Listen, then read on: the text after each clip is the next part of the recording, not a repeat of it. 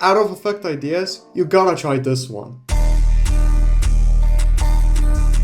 Yo, it's Povikas here, and let's begin. Alright guys, so here I have a clip of One and Only from one of his music videos. I don't even know which one this is. And what we can do is press Ctrl+Y to make a new adjustment layer. And now let's add an effect called S-Distort Chroma, which is a super cool effect if you know how to use it well. Now here we're going to use it in a very different way than most people use it. I'm going to make the amount to 0.04 and the blur length, I'm going to make it to 16. Now, as you can see, that looks kind of funky. And this effect idea is kind of to make it look a bit funkier. You could make the amount a bit higher, but it will look like this, which is actually a really cool effect idea as well. But let's keep going. So let's add displacement map. And here I would like to make the max horizontal displacement to 78. Now that already looks really cool. But we're missing the most important effect, which is S-Distort Blur. Now, S-Distort Blur at the start is not going to look that good. So we need to mess around here. I'm going to make the blur amount to 0.22 and the warp amount to 0.1 and the blur length to 189. And it's going to look crazy now. It's going to look like a trippy, you know, like, I don't even know, like a distortion almost. Just a super